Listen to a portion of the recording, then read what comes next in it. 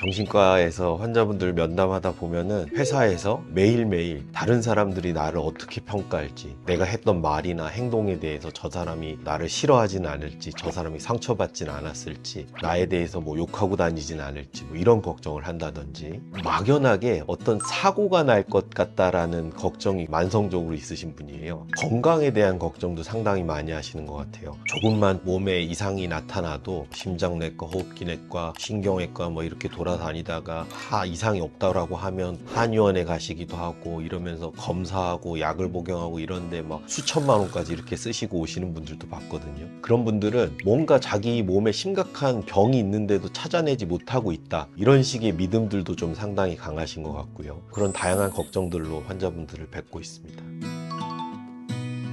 걱정은 지극히 정상적인 인간의 행동이거든요. 결과적으로 불안이라는 감정이 올라오게 되는데, 이 걱정과 불안이라는 거는 생존하는 데 있어서 반드시 필요한 본능적인 반응이라고 말씀드릴 수가 있어요. 어떤 위험에 노출됐을 때 그것을 미리 예견하고 대비할 수 있는 역할을 해주듯이 유용한 가치가 있습니다. 그래프를 하나 보여드릴 텐데요. 한쪽에는 걱정과 불안이 얼마나 강한지를 나타내는 축이 있고요. 한쪽은 그 사람의 성취나 퍼포먼스의 효율이 어느 정도 되는지를 나타내는 한 축이 있습니다. 이거를 봤을 때 불안이 아주 낮을 때는 동기부여가 잘 되지 않고 지나치게 게으름으로 나타날 수 있다든지, 준비하지 않는 그런 행태가 나타날 수 있다든지, 이런 식으로 작용을 하다가 걱정, 불안이 일정 수준으로 올라가 줘야지 가장 최상의 퍼포먼스를 낼 수 있는 상태에 다다를 수 있고요. 하지만 여기서 불안이 지나치게 올라가면 불안과 관련된 증상이나 생리학적인 반응 때문에 그 사람의 주의가 반대로 흐트러지거나 하는 현상이 나타날 수 있어서 퍼포먼스가 잘 나오지 않을 수 있고요. 그 수준을 넘어가서 불안이 정말 더 심하게 된다라고 하면 지금 당장 수행해야 될 과업에 전혀 집중할 수 없는 상태에 이를 수도 있습니다. 그래서 결론은 적절한 불안은 우리가 살아가는 데 있어서 도움되는 측면도 많이 있다는 것을 우리가 기억해야 할 것 같습니다.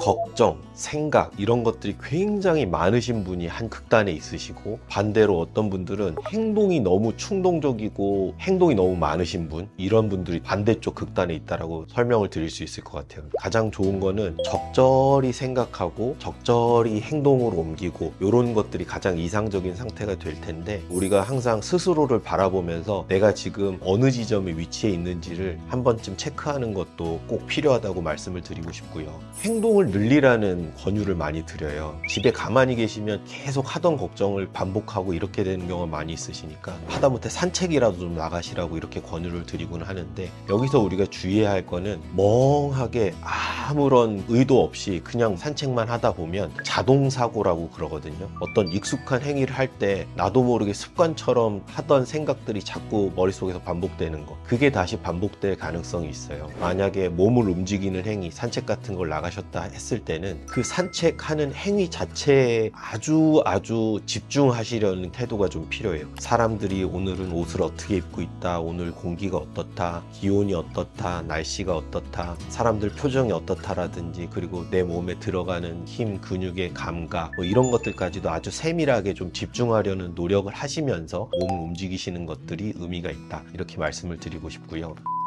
또 한 가지는 명상이에요. 명상. 마음 근육을 단련하는 트레이닝이라고 말씀드릴 수 있을 것 같은데, 최근에 정신과에서 자주 이용하는 명상법은 마인드풀니스, 마음챙김 명상이라는 걸 자주 이용하게 됩니다. 세 가지를 기억하시면 돼요. 알아차림, 현재에 머무르기, 수용하기, 이 세 가지 포인트를 기억하시면 되는데요. 알아차림부터 말씀을 드리자면, 우리가 남들이 어떻게 하고 있는지는 너무나 객관적으로 뻔히 들여다보여요. 걱정이 많은 사람들을 옆에서 보고 있으면 저 사람 저 정도까지 걱정할 게 아닌데 라는 것들이 쉽게 판단이 된단 말이죠. 그런 것처럼 한 발짝 떨어져서 조망하듯이 스스로를 관찰할 필요가 있어요. 이런 걸 정신과에서는 옵저빙 이고라고 부르거든요. 이 힘을 기르는 것이 아주 중요해요. 내가 지금 어떤 상태에 있는지를 알아차리고 관찰하는 힘을 길러서 본능적으로 나를 위한 대처 같은 것들이 작동하게 되거든요. 두 번째는, 걱정이 많으신 분들의 주의의 초점은 항상 미래에 가 있어요. 아직 다가오지 않은 가는 미래, 또 그분들이 일어날 가능성이 지극히 작은 일을 임박한 위험으로 인지한다든지 여러 가지 가능성 중에서 최악의 결과들을 항상 떠올린다든지 이런 식의 패턴들을 보이곤 하거든요. 사실은 우리한테 중요한 건 현재의 삶이거든요. 내가 지금 어디에 있고 지금 무엇을 하고 있었고 이거를 항상 인지한 다음에 몰두하려는 그런 시도가 필요하다고 말씀드릴 수 있을 것 같고요. 수용하기란 거는 우리 마음 안에 어떤 걱정과 불안이 있을 때 본능적으로 우리는 그거를 회피하고 싶고 밀어내고 싶은 마음이 작동을 하거든요. 하지만 그거를 자꾸 밀어내려고만 할 때 오히려 그게 마음속에서 사라지지 않고 고정되는 듯한 역설적인 반응들을 우리가 경험하게 돼요. 우리 마음이라는 공간은 굉장히 넓고 깊습니다. 수많은 걱정을 하는 것들 우리 마음 안에 다 담겨 있잖아요. 한켠에 두고 다른 내 삶의 여러 가지 영역들을 즐기고 살피고 누리고 할 수 있는 그런 힘들이 우리에겐 있거든요. 그래서 불안과 걱정 이런 것들을 반드시 밀어내려고 하지 말고 있는 그대로 수용하려는 마음도 중요하다, 이렇게 말씀을 드리고 싶습니다.